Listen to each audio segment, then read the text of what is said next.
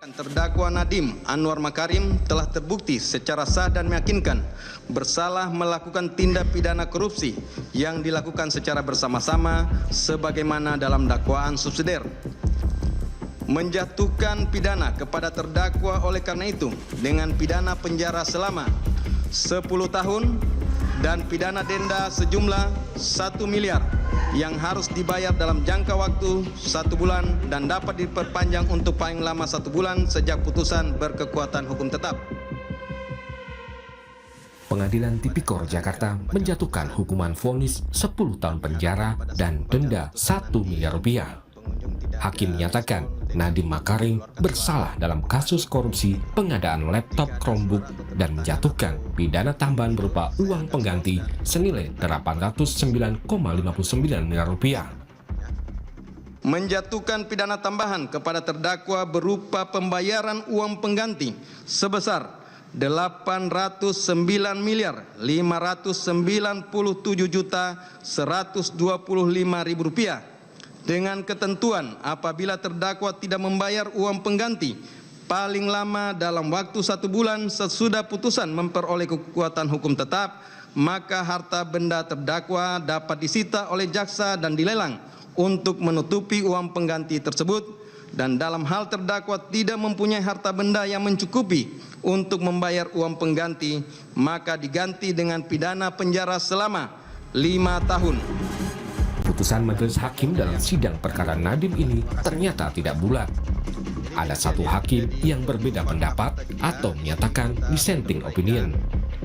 Hakim Andi Saputra menilai tidak ditemukan niat jahat dan alat bukti yang cukup untuk menyimpulkan adanya perbuatan melawan hukum yang dilakukan Nadiem, sehingga harus dibebaskan.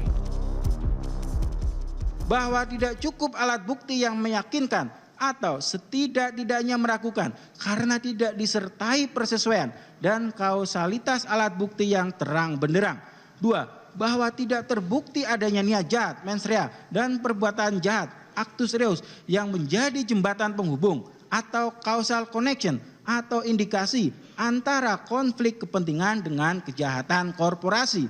Ditimbang bahwa oleh karena terdakwa tidak terbukti secara sah dan meyakinkan bersalah melakukan tindak pidana sebagai didakwakan dalam dakwaan primer dan dakwaan subsidiar, maka terdakwa Nadiem Anwar Makarim haruslah dibebaskan dari seluruh dakwaan tersebut. Di awal kami sampaikan bahwa putusan yang juga menjadi sorotan, usai membacakan putusan, majelis hakim langsung meninggalkan ruangan tanpa memberi kesempatan pada Nadiem untuk memberi tanggapan. Terlewatkan adalah memberikan kesempatan kepada terdakwa untuk menyampaikan sikapnya. Loh, kenapa mesti buru-buru yang mulia? Takut ya? Wah, gawat ini. Itu kan hak kita untuk menyatakan.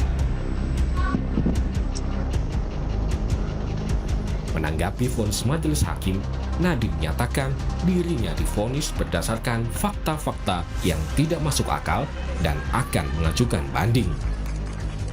Saya divonis dengan fakta-fakta yang sangat tidak masuk akal.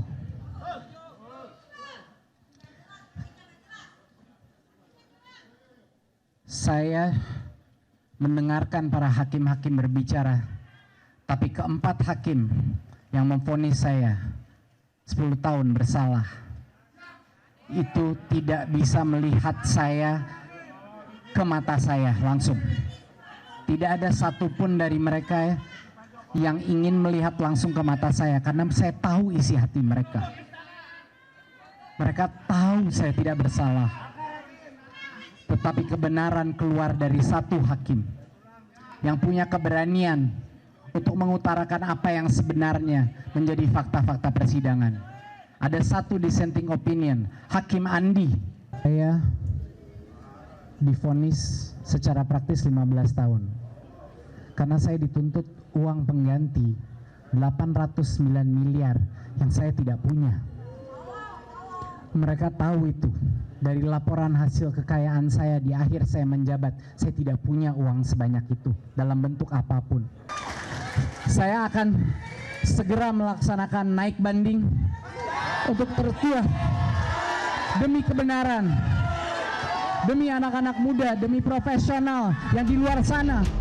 Sementara jaksa penuntut umum menilai putusan hakim telah sesuai dengan dakwaan, sekaligus membuktikan tidak ada kriminalisasi dalam kasus Nadiem Makarim. Ini bukan menang atau kalah, tapi pada hari ini hukum telah ditegakkan, keadilan telah ditegakkan, terdakwa telah mendapatkan keadilan, warga masyarakat telah mendapatkan keadilan, anak-anak sekolah yang hak-haknya dirampas, yang dimana tidak mendapatkan pemerataan pendidikan digitalisasi di seluruh Indonesia, telah mendapatkan keadilan. Sementara keluarga dan rekan-rekan Nadiem mengaku sedih dengan putusan hakim. Mereka berharap Nadiem bisa terus berjuang untuk mendapatkan keadilan. Membuat kecewa, membuat sedih, tetapi saya percaya ini kan negara hukum ya. Semua para pendiri bangsa kita, cendekiawan, seniman, ahli agama, pemimpin bangsa, inginnya apa sih? Menegakkan keadilan dan harus diperjuangkan. Jadi saya yakin Nadiem punya iman yang kuat ya, punya kecerdasan juga dan punya kebijaksanaan. Dia pasti akan mencari jalan untuk memperjuangkan keadilannya itu. Keputusan ini semoga bukan keputusan yang akhir. Selain Nadiem, terdakwa kasus korupsi pengadaan laptop Chromebook lainnya juga telah menerima vonis.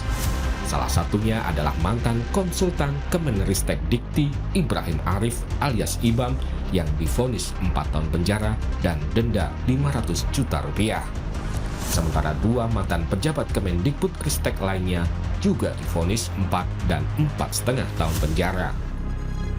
Tim Liputan, Kompas TV.